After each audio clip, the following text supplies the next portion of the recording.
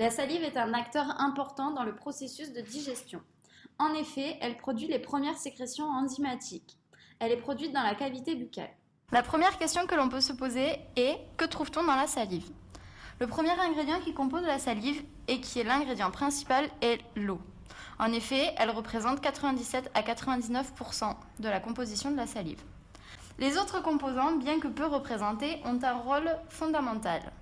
Il y a la mucine, des enzymes dont l'amylase, qui est la première étape digestive enzymatique, des électrolytes et des antibactériens. La salive est formée et sécrétée par des glandes salivaires. Il existe différents types de glandes salivaires comme la parotide, la sublinguale, la mandibulaire. Il existe une glande zygomatique qui est spécifique des carnivores, des lapins et des rongeurs. Elle se localise dans la bouche, le palais et le mufle. Les glandes salivaires ont une structure en forme de bouquet d'acini relié à un canal excréteur. Les bouquets d'acini sont composés de glandes muqueuses, mixtes, comme la sous-maxillaire, ou séreuses comme les parotides. L'unité fonctionnelle de la glande salivaire est appelée le salivon. On peut observer des échanges entre les capillaires et les acinis, puis les acinis déversent leur contenu dans le canal excréteur. Il existe deux types de sécrétion. La primaire, qui sécrète l'amylase, la mucine et les électrolytes, ainsi que des ions Cl-. Ces échanges sont à l'origine de la salive. La salive secondaire est issue de la modification de la salive primaire dans les canaux excréteurs. On peut observer un échange entre les ions Na+, et les ions K+. Cette salive secondaire est hypotonique. La salive a une concentration en soluté inférieure à celle du cytoplasme. Elle participe à la gustation. La production de salive est très variable d'une espèce à l'autre.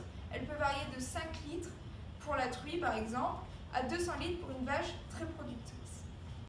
Mais à quoi sert la salive? Tout d'abord, lorsque nous mangeons, elle permet une lubrification du bol alimentaire grâce à la mucine. On peut donc avaler sans problème, cela glisse tout seul sans douleur dans notre trachée.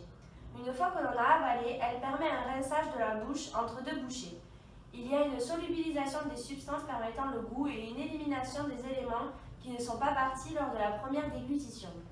Grâce aux produits antibactériens et antifongiques qui la composent, elle contrôle la flore buccale, ce qui permet notamment une protection des dents et des gencives et un rôle d'antiseptique. Lors d'une écorchure, par exemple, les animaux auront tendance à lécher leurs plaies pour aider à la cicatrisation. Ils peuvent également lécher leurs poils pour réguler leur température corporelle ou bien simplement pour rendre leur fourrure douce et brillante comme le font les chats pendant leur toilette. Un autre moyen de réguler leur température corporelle est la polypnée thermique ou sudation respiratoire. C'est l'allaitement chez le chien. Elle est caractérisée par une accélération brutale des mouvements respiratoires avec pour objectif de faciliter l'évaporation de l'eau dans les premières voies respiratoires. Pour finir, chez certains animaux, comme l'homme, les suidés ou les oiseaux, la salive possède des propriétés enzymatiques grâce à la présence d'amylase. Elle permet l'hydrolyse de l'amidon en sucre afin de faciliter la digestion. Chez les ruminants, la lubrification du bol alimentaire est un élément essentiel à la rumination pour les allées et venues du bol alimentaire, permettant à cette girafe de ruminer.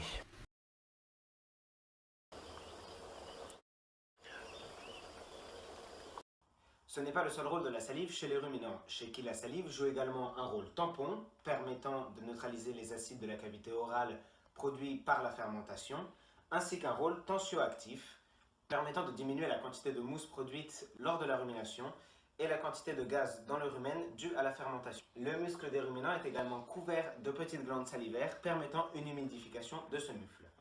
Enfin, la salive permet le recyclage de nutriments. En effet, la salive des ruminants contient de l'urée. On place des animaux au contact de nourriture, ils sont intéressés et vont alors saliver. En leur faisant écouter un son précis, ceux-ci ne réagissent pas et ne produisent pas de salive. On les conditionne alors en activant ce même son précis à chaque fois que la nourriture leur est distribuée. Ils salivent.